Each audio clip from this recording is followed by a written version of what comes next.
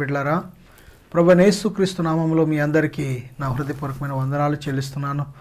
దేవుని బిడ్డలారా, కొద్ది సమయం దయచేసి ఈ యొక్క టీవీ స్క్రీన్ ముందు, తెర ముందు కూర్చొని ఈ కొద్ది సమయం దేవుని వాక్యాన్ని ఆలకించవలసిందిగా దయచేసి దైవజనుడిగా ప్రేమతో ఆహ్వానిస్తున్నాను, మనవి చేస్తున్నాను.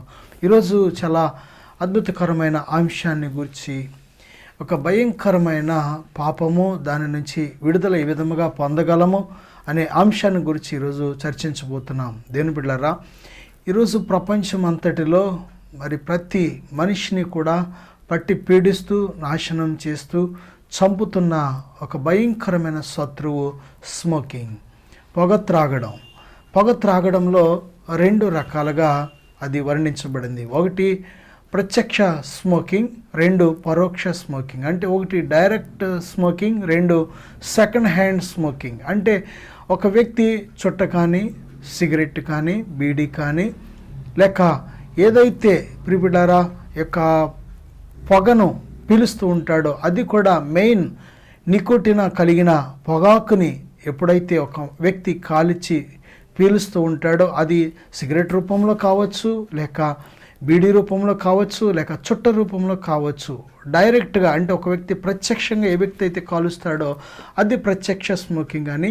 రెండోదిగా సెకండ్ హ్యాండ్ స్మోకింగ్. అంటే ప్రిబిడ్డ ఒక వ్యక్తి కాలుస్తుండగా ఆ పొగ ఏమవుతుంటుందంటే కొంచెం తన కడుపులోకి, తన ఊపిరితిత్తులోకి వెళుతూ ఉంటుంది. రెండవదిగా కొంచెం పొగ గాలిలో బయటకు వెళ్ళిపోతూ ఉంటుంది. అవి వెళ్ళిపోయినప్పుడు ఆ ప్రక్కన ఉన్న కుటుంబస్తులు కావచ్చు, లేక ఇరుగు పొరుగు వారు కావచ్చు, లేక పబ్లిక్ ఎవరైనా సరే, ఏ మనిషి మళ్ళీ ఆ యొక్క గాలిని పీలుస్తాడో ఆ వాసనను, ఆ పొగాకు వాసనను, ఆ చుట్ట వాసనను, లేక ఆ యొక్క సిగరెట్, బీడీ, ఆ యొక్క చుట్ట కాలుస్తుండగా వచ్చే ఆ పొగను ఎవరైతే పీలుస్తారో ఆ పీల్చుట ద్వారా వారికి పెట్టబడిన పేరు ఏమిటంటే సెకండ్ హ్యాండ్ స్మోకింగ్. వారు కాల్చరు, అలవాటు ఉండదు, అసలు పడదు. కానీ తప్పని పరిస్థితులు ఆ దారిలమ్మట వెళుచున్నప్పుడు, లేక ఆ ఇంటిలో ఉన్నప్పుడు ఆ వ్యక్తి, ఏ వ్యక్తి అయితే స్మోక్ చేస్తూ ఉంటారో ఆ వ్యక్తి చేసిన పొగను మళ్ళీ వేరొకరు పీలుస్తూ ఉంటారు. దీనివల్ల కూడా మరి భయంకరమైన యొక్క ప్రమాదాలు ఉన్నాయి. దేని బిడ్డలారా,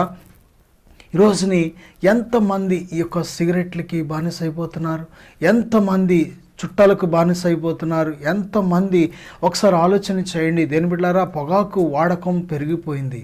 ప్రపంచం అంతా కూడా, ఈవెన్ ప్రభుత్వం వారు కూడా ఈ యొక్క పొగాకుని ప్రోత్సహించే అనేక కేంద్రాలను కూడా నెలకొల్పడం జరిగింది. పొగాకు పంటలను ప్రోత్సహించే కేంద్రాలను నెలకొల్పడం జరిగింది. ఒకవేళ బహుశా అది లాభకరంగా ఉండొచ్చు. ఒకవేళ వరి పంట కంటే, గోధుమ పంట కంటే, చెరుకు పంట కంటే, ఈ లోకములు అనేక రకాల తిని మనల్ని బ్రతికించే యొక్క ఆహార పదార్థాల పంటల కంటే పొగాకు పంట ఒకవేళ లాభకరంగా ఉండొచ్చేమో. కానీ అంతకంటే మనుషుల జీవితాలకు ఎంతో అధిక నష్టాన్ని కలుగజేస్తుంది ఆ పంట. ఈరోజుని మీరు ప్రపంచంలో క్యాన్సర్ వ్యాధిగ్రస్తులను కానీ చూసినట్లయితే, క్యాన్సర్, ఊపిరితిత్తుల క్యాన్సర్ అని, బ్రెయిన్ క్యాన్సర్ అని, గుండె క్యాన్సర్ అని, కిడ్నీ క్యాన్సర్ అని, లేక పేగుల్లో క్యాన్సర్ అని, స్కిన్ క్యాన్సర్ అని, ప్రిబిడ్లారా యొక్క బోన్ క్యాన్సర్ అని, బ్లడ్ క్యాన్సర్ అని, ఎన్ని రకాల క్యాన్సర్లు, కొన్ని వందల రకాల క్యాన్సర్లు మానవునికి మరి సంక్రమిస్తున్నాయి ఈరోజు. మరి ఇన్ని క్యాన్సర్లకు అసలు 100% కారకులు ఎవరు అంటే పొగాకే. ఆ పొగాకు పంటను ఈరోజు మనం లాభమని పండించుకుంటున్నాం, కానీ మన చేతులారా మన సమాజంలో ఉన్న మనుషుల ప్రాణాలను మనమే తీసేస్తున్నాం అనే విషయాన్ని మనం గ్రహించాలి.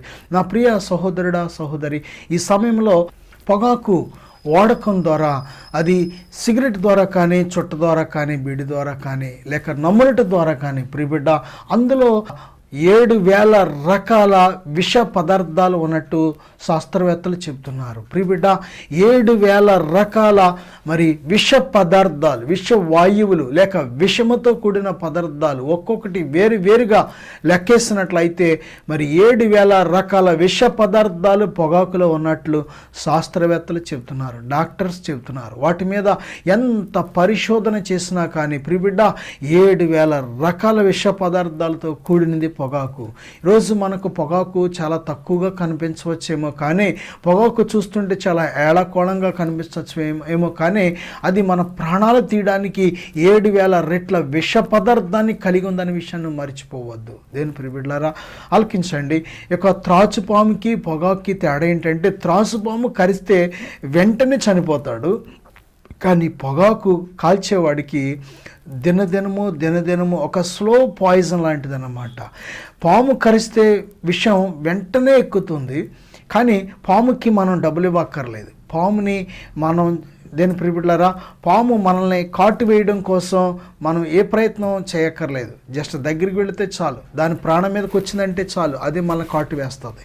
అయితే పొగాకుకుండే ప్రత్యేకత ఏమిటంటే, మనం డబ్బు పెట్టి కొనుక్కొని మనం శ్రమపడి కష్టపడి సంపాదించిన ఆ ధనాన్ని చెల్లించి పొగాకును మనం కొనుక్కుంటాం, సిగరెట్ని మనం కొనుక్కుంటాం, చుట్టను మనం కొనుక్కుంటాం. కానీ అది ఏం చేస్తుందంటే, మన యొక్క మరి ప్రాణాన్ని నెమ్మదిగా ఒక్కొక్క అవయవాన్ని పాడు చేసుకుంటూ ఏదో ఒక ప్రత్యేకమైన క్యాన్సర్ లాంటి భయంకరమైన వ్యాధిని మన జీవితంలోకి తెచ్చిపెట్టి ఏం చేస్తుందంటే, అది నెమ్మదిగా చంపుతుంది. ప్రియబిడ్డ, అది ఒక దీర్ఘకాల వ్యాధిని తీసుకొస్తుంది. ఒకసారి మానవ జీవితంలో క్యాన్సర్ ప్రవేశించిందంటే మరి దానికి అయ్యే వైద్యం ఖర్చు కూడా చాలా ఎక్కువ. ఈరోజు పేదలైన వారు భరించలేకపోతున్నారని ప్రభుత్వం వారే కొంచెం సహాయం కూడా చేయడం జరుగుతుంది. నేను ప్రియబిడ్డలారా, ఈరోజు ఏది ఏమైనా కానీ ఇది పాపం అని బైబిల్ చెబుతుంది. బైబిల్లో మనం చూసినట్లయితే దీనికి మనకు జవాబు మనం పొందుకోగలం.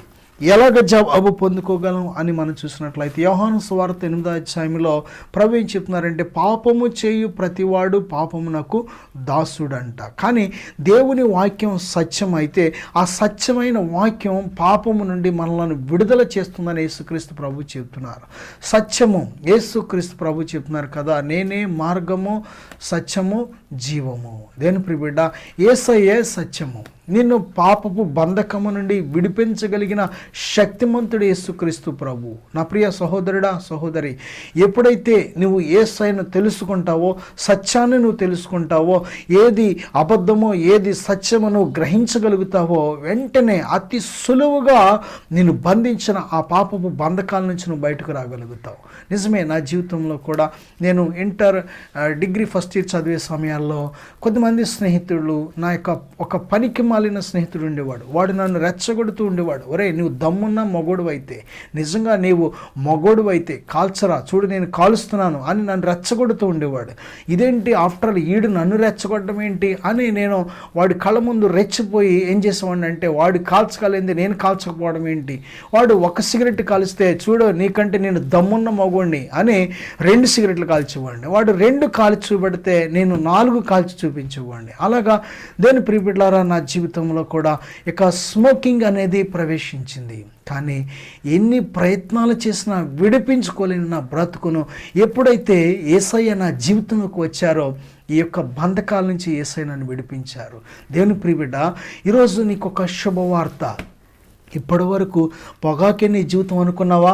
ఇప్పటి వరకు సిగరెట్టే నీ జీవితం అనుకున్నావా? ఇప్పటి వరకు చుట్టలే నీ జీవితం అనుకున్నావా? ప్రియబిడ్డ, దీనివల్ల ఎన్ని నష్టాలు చూడండి, ఒకసారి ఆలోచన చేయండి. పొగాకు వల్ల ఈ యొక్క స్మోకింగ్ చేయడం ద్వారా ఒకటి ఆరోగ్యం, మొట్టమొదటిగా ఈ పాపము ద్వారా నీకు ప్రాణహాని తెచ్చుకుంటున్నావు.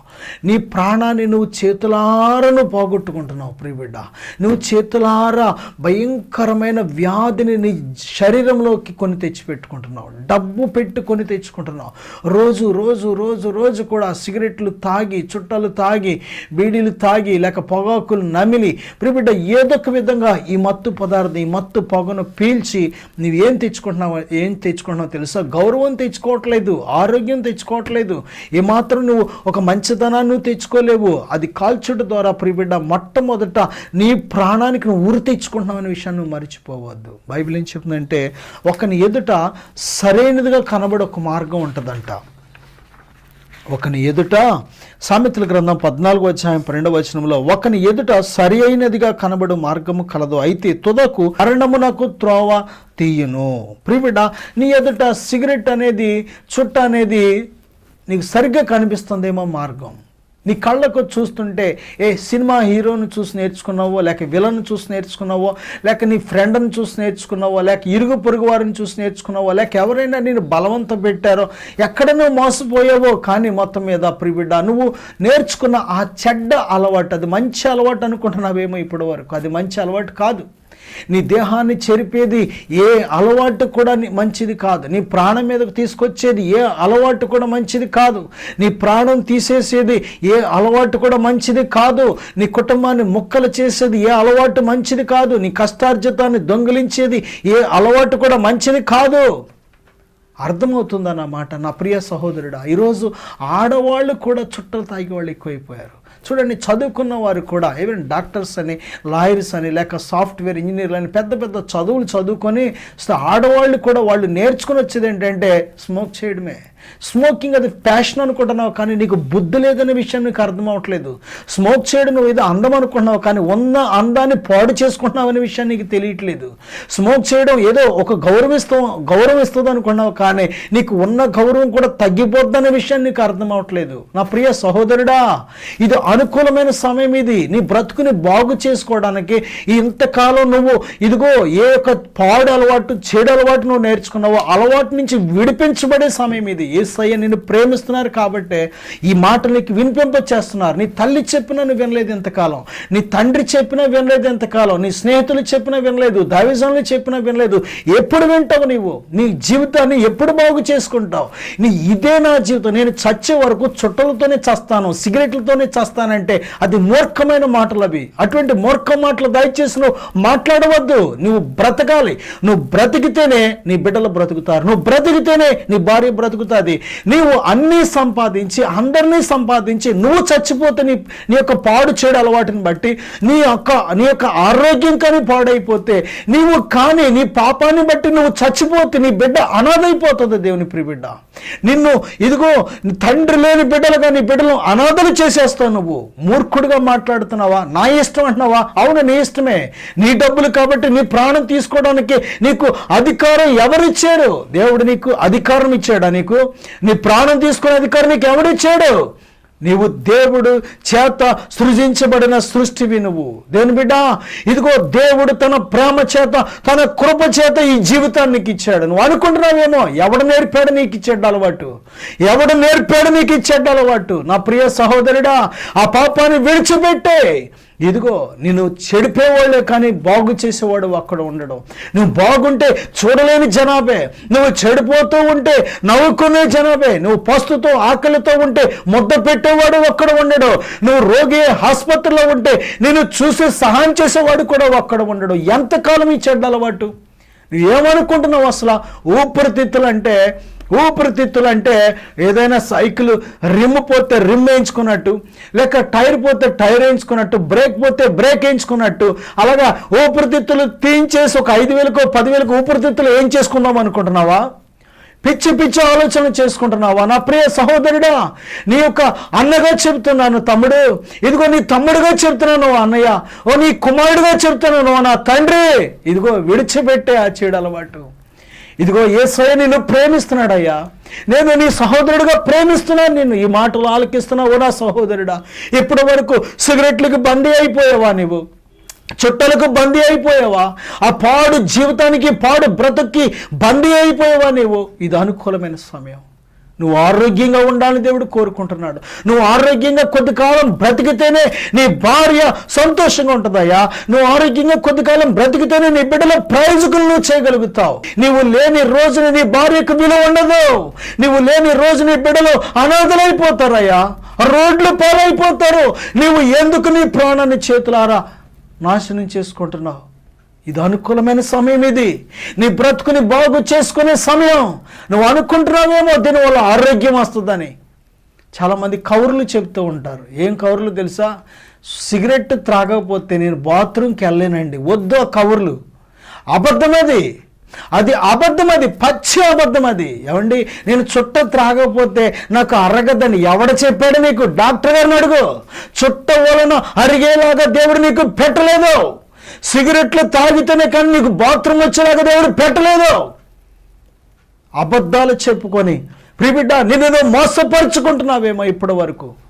విడిచిపెట్టే అలవాటు, నీ పళ్ళన్నీ పాడు చేసుకొని, ఆరోగ్యమంతా పాడు చేసుకొని, దుర్వాసన తెచ్చుకొని, నీ జేబులకి చిల్లి పెట్టుకొని, నువ్వు కష్టపడినంతా కూడా ఆ సిగరెట్లు తగలేసి నీ బిడ్డలు, నాన్న నాకు పెన్ను కావాలంటే లేదని, నాన్న నాకు ఒక పుస్తకం కావాలంటే లేదని, నాన్న స్కూల్లో ఫీజు కట్టమంటున్నారంటే లేదని, నీ పొట్టకే చూసుకొని, నీ చెడు అలవాట్లకే చూసుకొని, నీ బిడ్డలను పస్తు పెట్టి, నీ భార్యని ఏడిపించి ఏమి వద్దరుందాం అనుకుంటున్నావు, ఏమి సాధిద్దాం అనుకుంటున్నావు నీవు. ఇది అనుకూలమైన సమయం. నా ప్రియ సహోదరుడా, కుటుంబం చాలా విలువైంది. ఆ కుటుంబం చాలా విలువైంది. ఆ కుటుంబానికి నువ్వు నేర్పించే పాఠాలు చాలా విలువైన పాఠాలు. నువ్వు సిగరెట్లు నేర్పిస్తున్నావా నీ బిడ్డలకు? నువ్వు సిగరెట్ తాగుతుంటే, నువ్వు చుట్ట త్రాగుతుంటే, నీ పొగాకు నములుతుంటే నీ బిడ్డలు చూస్తూ ఉంటారు. ఏమి సినిమా చూపిస్తున్నావు వాళ్ళకు? వాళ్ళని బాగు చేసే మంచి ప్రవర్తన చూపిస్తున్నావా, లేకపోతే సిగరెట్ తాగొచ్చు అని, మందు తాగొచ్చు అని, కళ్ళు తాగొచ్చు అని పనికి మాలిన అలవాట్లు నేర్పిస్తున్నావా? జాగ్రత్త. చెట్టు కాయలు ఇవ్వకపోతే నరికేస్తాం మనం.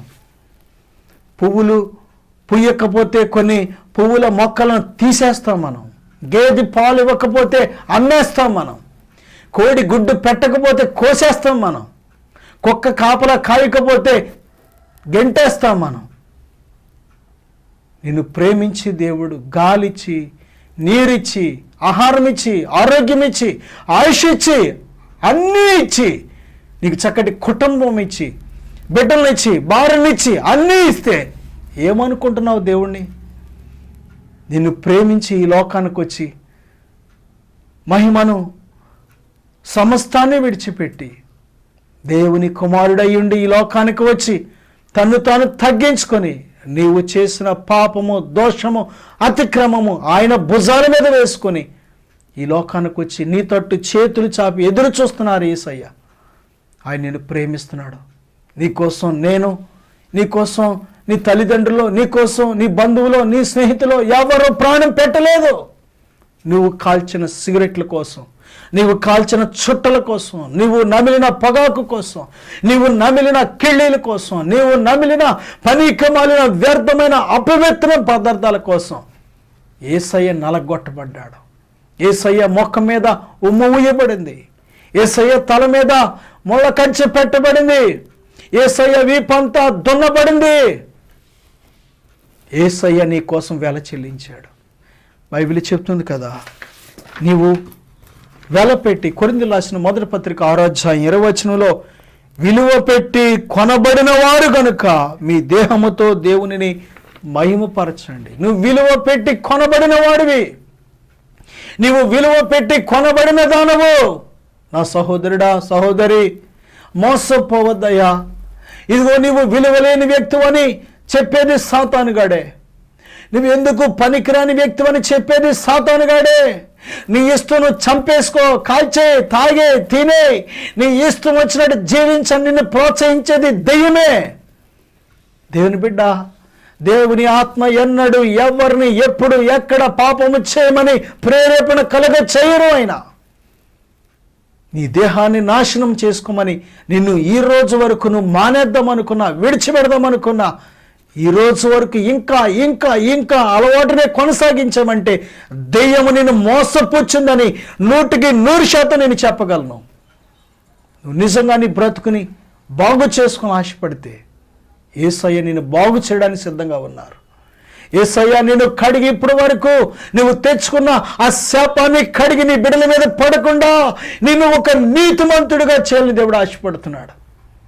దేవుని బిడ్డ, నిజమే, ఎంతకాలం, ఇంకెంతకాలం ఈ పాడు బ్రతుకు, ఇంకెంతకాలం ఈ పాప బ్రతుకు, ఇంకా ఎంతకాలం దేవుని మీద తిరుగుబాటు, ఇంకా ఎంతకాలం యేసయ్యను మళ్ళీ సిలువేసి ఇంకా ఎంతకాలం నీ జీవితాన్ని నాశనం చేసుకుంటావు?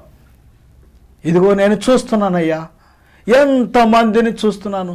సిగరెట్ల వల్ల ఇదిగో క్యాన్సర్ తెచ్చుకొని, గొంతు క్యాన్సర్ తెచ్చుకొని, ఊపిరితిత్తుల క్యాన్సర్ తెచ్చుకొని, పేగుల్లో క్యాన్సర్ తెచ్చుకొని, బ్రెయిన్లో క్యాన్సర్ తెచ్చుకొని, నోటి క్యాన్సర్ తెచ్చుకొని చచ్చిపోతున్న వాళ్ళు ఎన్నిసార్లు చెప్పినా వినకుండా, మాకు తెలిసిలేరా నువ్వు వెళ్ళరా బాబా అని చెప్పి ఈరోజు చచ్చిపోయిన వాళ్ళు ఎంతోమంది ఉన్నారు.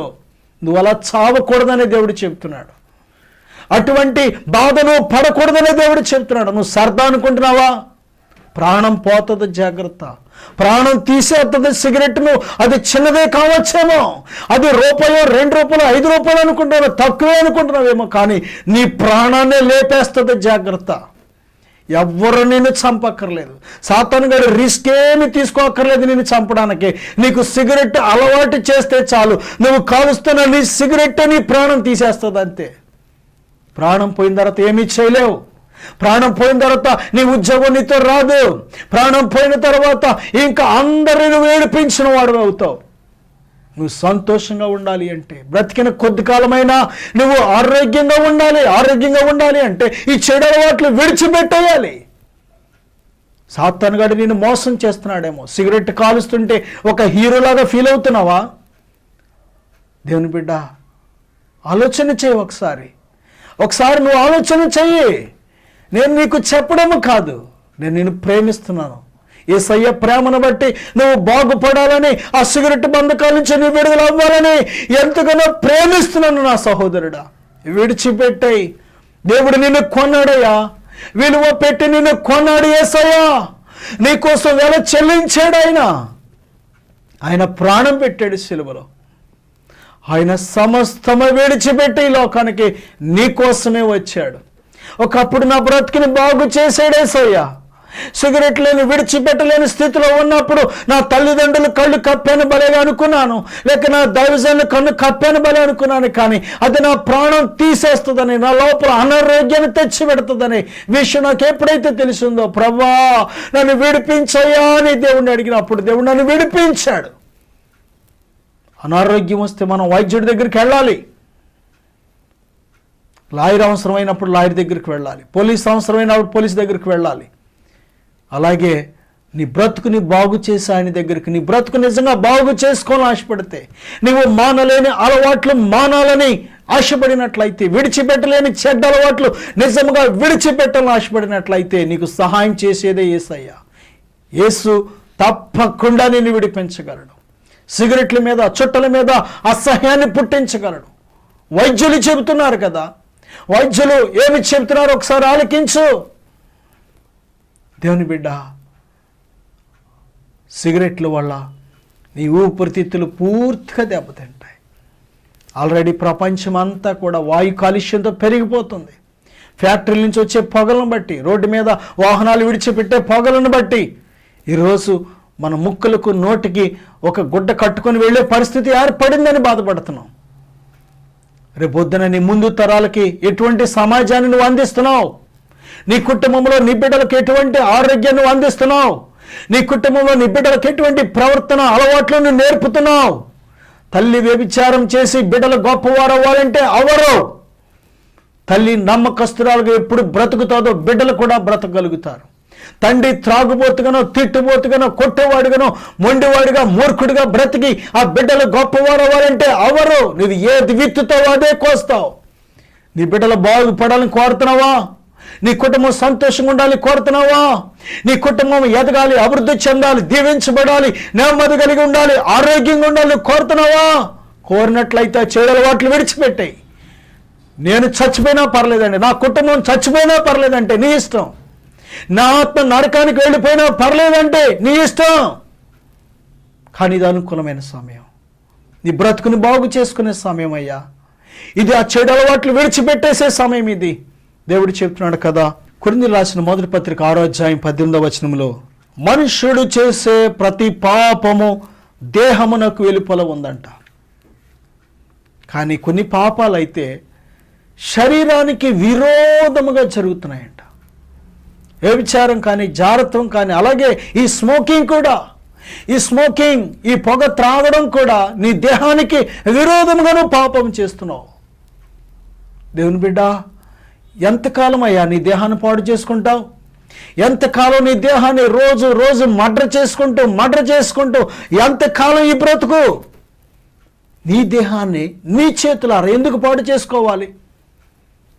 నేను డిగ్రీ BSc BJEDCలో ఒక పాఠం విన్నాను. ఏంటి ఆ పాఠం అంటే, ఒక పాము కన్నా టయానికి దాన్ని 2 కళ్ళు కనిపించవంట. కనిపించకపోతే ఆ బిడ్డలను కన్నా తర్వాత, చిన్న చిన్న పాము పిల్లలు పుట్టిన తర్వాత అది ఆకలితో ఉంటుంది, ఆహారం కోసం ఎక్కడికి వెళ్ళలేని పరిస్థితి. ఆ పరిస్థితిలో ఏం చేస్తుందంటే ఆహారం కోసం తన ముందు ఏది కనిపిస్తే తినేస్తుంది. చివరికి ఏం తినేస్తుంది అంటే తన బిడ్డలనే తినేస్తుంది. ఎందుకు అంటే ఒకటి, కళ్ళు కనబడలేదు, 2 ఆకలితో ఉంది. అయ్యో ఇక్కడ నేను కన్న బిడ్డలు ఉంటారే, వీరు నా బిడ్డలాగా ఉన్నారే, అయ్యో చిన్న వయసులో ఉంటారు కదా వాళ్ళు, నేను తినకూడదు కదా అని అనుకోదు. దానికి అటువంటి ఆలోచన రాదు.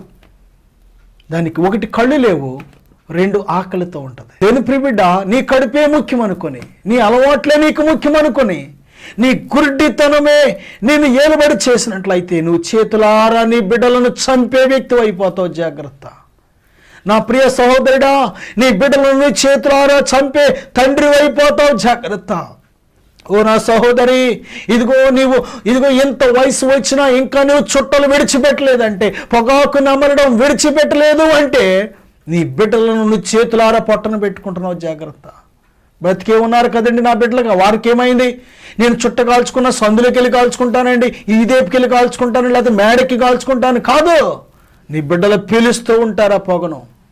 నువ్వెక్కడ కాల్చినా ఆ పొగ ఇంట్లోకి ఎవరో ఒకరు ముక్కలోకి దూరుతూ ఉంటుంది. అప్పుడు వారు పీలుస్తారు, వారి యొక్క ఊపిరితిత్తులోకి వెళుతుంది. వారికి అనారోగ్యానికి కారణం నువ్వే. నీ కుటుంబాన్ని చేతులారా చంపడానికి, ఒక మర్డర్ చేయడానికి ఈ సిగరెట్ని, చుట్టను, ఈ పొగాకును ఉపయోగించే పెద్ద శత్రువు ఎవరంటే నువ్వే. నీ కుటుంబం బాగుపడాలని ఆశపడినట్లయితే ఇప్పుడే విడిచిపెట్టే అసహించుకో. దేని ప్రియబిడ్డ, నీ బ్రతుకుని నిజంగా బాగు చేసుకొని ఆశపడుతున్నావా? నిజంగా నీ కుటుంబాన్ని కట్టుకొని ఆశపడుతున్నావా? దేవుడు మంచి దేవుడు. ఆయన నేను పిలుస్తున్నాడు. సామెతల గ్రంథం 3వ అధ్యాయం 8వ వచనం, అలాగే ప్రసంగి గ్రంథం 11వ అధ్యాయం 10వ వచనం చూసినట్లయితే, చెడుతనం విడిచిపెట్టినప్పుడు ఆరోగ్యం కలుగుతుంది. నీ దేహాన్ని చెరుపు దాన్ని నువ్వు తొలగించుకుంటున్నప్పుడు నీకు ఆరోగ్యం కలుగుతుందని బైబిల్ చెబుతుంది. నీ దేహాన్ని చెరిపేది ఇప్పుడు వరకు సిగరెట్ కానీ, చుట్ట కానీ, ప్రియబిడ్డ, నువ్వు నమిలే పదార్థం వాడినా, మింగే పదార్థం వాడినా, బొగ్గన పెట్టుకునే పదార్థం వాడినా, ఇదిగో అది నీ దేహాన్ని చెరిపేస్తుందనే విషయాన్ని మర్చిపోవద్దు. నీ దేహాన్ని నిలువున విషంతో నింపుతుందనే విషయాన్ని మర్చిపోవద్దు. ఎప్పుడైతే నేను పాపిని ప్రభువాని ఒప్పుకుంటున్నావో, నీ అతిక్రమాల దోషాలు ఒప్పుకొని పశ్చాత్తాపడి వాటిని విడిచిపెట్టడానికి నువ్వు ఇష్టపడుతున్నావో, దేవుడు నమ్మదగిన దేవుడు. నిన్ను క్షమించి తన రక్తంతో నిన్ను కడిగి శుద్ధి చేసి తన పరిశుద్ధాత్మను నీలో ఉంచి నీలోనే దేవుడు నివాసం చేయాలని ఆశపడుతున్నాడు. నేను నీ కోసం ప్రార్థన చేస్తాను. యేసయ్యా, నేను పాపినయ్యా, నన్ను క్షమించయ్యా అని అడుగుదాం.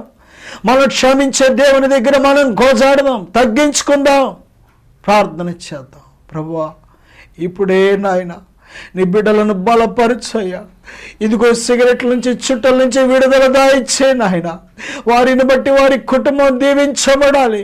అయ్యా, నీ బిడ్డలకున్న చెడు అలవాట్ల వలన కలుగు ఆ శాపాలు బిడ్డల మీద పడడానికి వీలు లేదయ్యా. దయతో క్షమించు నాయన. ఇదిగో ఎందరు ఇష్టపడుతున్నారో వారి బ్రతుకులు, జీవితాలు బాగు చేసుకొని నాయన మీకోసం ఒక పరిశుద్ధమైన పాత్రలుగా జీవించాలని ఎందరు ఇష్టపడుతున్నారో వారందరిని ఇప్పుడే క్షమించండి. మీ రక్తముతో కడగండి, మీ బిడ్డలుగా అంగీకరించండి, మీ ఆత్మను వారిలో ఉంచమని, అయా గొప్ప సాక్ష్యాలు మేము ఆలకించడుకు సహాయం దాయిచ్చేయమని యేసు నామములో అడుగుచున్నాను తండ్రి. ఆమేన్.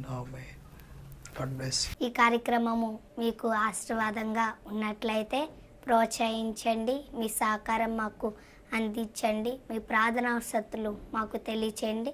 మేము మీ కొరకు ప్రార్థిస్తాం. మా యొక్క ఫోన్ నెంబర్ 9703903517.